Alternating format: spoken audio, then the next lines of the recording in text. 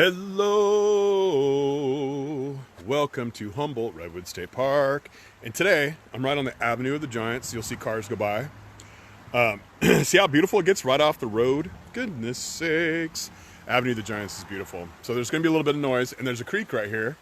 Be a little bit of noise from that. This is a great place to talk about wildlife crossings, and that's what I'm going to talk about today is wildlife crossings, corridors, habitat. I'm going to define some words because this is the first in a series that I'm going to do about wildlife crossings and wildlife corridors because it's a very, very important subject that has everything to do with our parks, has everything to do with the future, has everything to do with wildlife conservation. Now, I had some really good pictures to show you, and I brought my whiteboard out here. Can you wait? Where is the whiteboard out? Here it is, whiteboard out here. And then the printer didn't work and the markers went dry. So we're just going to do this without those visuals. I do have a couple visuals though. So first off, habitat. Now, they teach what habitat is in second grade now, but some of you may not have got that memo. So just to review it, National Wildlife Federation's definition of habitat is really good. Because they have a Gardening for Wildlife program, and they call habitat food, okay, water, shelter, and places to raise young.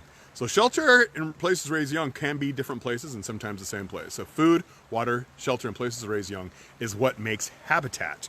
And we had wildlife habitat homes all over the United States, and they were all connected to each other. So animals could just move from one habitat to another, depending on what time of year it was and if they needed food and all these kinds of things. And then we came in and we put in roads with heavy traffic, which stops animal movement, sometimes altogether because nothing makes it across. We put in agricultural fields that didn't have enough cover for little creatures or sprayed tons of insecticides. So if you got caught there slipping, if you were like a butterfly or something, you would get killed. Developments full of our ornamental plants that we buy at nursery stores, which have no wildlife value or like the insects can't eat it, so it might as well be plastic. So we put in these barriers to migration and movement. So that's what this, I'm gonna do a series about wildlife corridors. And again, corridors are just the route that animals take from one good place to another. All right, so that's what we're gonna talk about. And a lot of our parks are fragmented habitat. So there's 4.6% of the old growth redwood forest left, and a small chunk of that is in Humboldt Redwood State Park. And then there's not another chunk for a long, long way. And so these like remnants of old growth forests are separated by roads and all kinds of other things. So,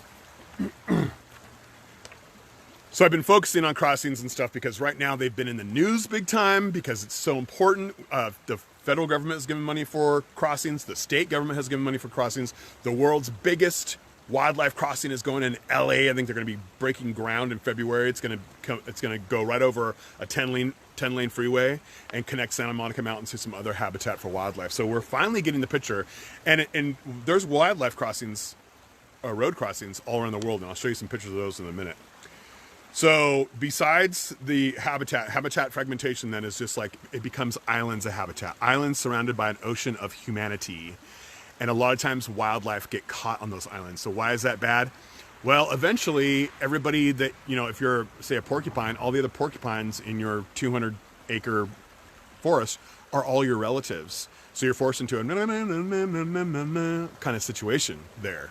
And eventually your genes will get so bad that you'll go extinct in that island. So you have to connect these islands of habitat to other islands of habitat. And a lot of times that means going through property. So we have to think about how we're going to manage our own properties so that it's good for wildlife passage between these islands of habitat. Okay, so that's corridors, a route that animal takes from one good place to another. And then you have actual road crossings that help animals across the road. And we'll look at a couple pictures of those in just a second. And I'm going to be talking about wildlife crossings a lot for the next couple months. I'm going to do some Saturdays at 3 o'clock here, where I will talk about wildlife crossings and talk about how you can help with wildlife crossings. Okay, so migration corridors are example of corridors. So let me put you guys this way. So this is probably like there's different size corridors, and some of them are local. Whoops. Some of them are local, some of them are regional, and some of them are continental. So here's an example. If I can make this turn around. Oh, okay. Oh my goodness. I had a really good morning and great start off to the Happy New Year, but man, lots of things have been happening since then. So these are the Pacific flyways. This is where birds are crossing, you know, and they'll even go down to South America. So these are like the major migratory corridors.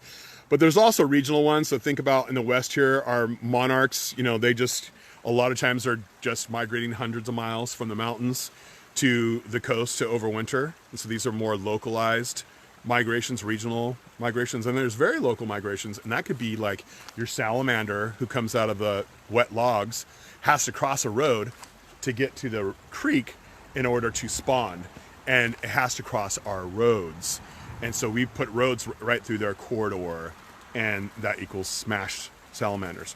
But there are people who are doing cool things to help. So this on Christmas Island, there's crab crossings. This is a crab crossing. So crossings help wildlife across roads, because you know some roads are so busy you don't even cross them. So imagine being a little crab. So there's crab crossings on Christmas Island. There's more of these traditional vegetated bridges that they have up in Banff National Forest, and that we're starting to build in California. So the animals don't even know they're crossing a bridge. Okay, there's underground and under road crossings like this one. So this is for amphibians, and see how it funnels the amphibians in there. And they take it. A lot of these road crossings are accompanied with very long fences on both sides of the road, so it funnels the animals to the crossing. And here's one for sloths. Isn't that cute? So they just need a little rope, and they can slowly go across roads. Okay, so these are happening all around the world because we're realizing that if animals can't move from one good place to another, they're gonna die.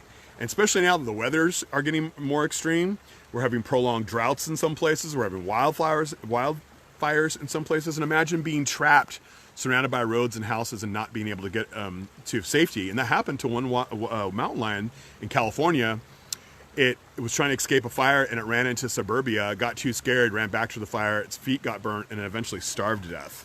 So we know there's stories of wildlife, you know, being trapped to death. So here's an underground crossing with a bear going through it. So it's another really cool crossing. And here's one in Europe of a squirrel crossing. So that's a really cool road crossing right there. So there's some really cool crossings. Here's another cool koala crossing. And I wish we had koalas in our woods, don't you? So that's a pretty cool koala crossing right there.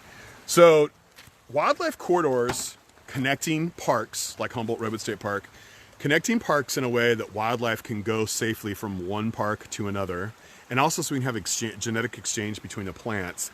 This will help biodiversity long into the future when our descendants are going to depend on it. Okay, so this is a way that we can help them. And if you have a wildlife crossing in your property, you can get a little sign like this. It says Critter Corridor. There's a lot of signs like these on Amazon, because a lot of times we do have wildlife using our yards, like migratory butterflies and migratory birds at least, that aren't worried about your fences and can get in there.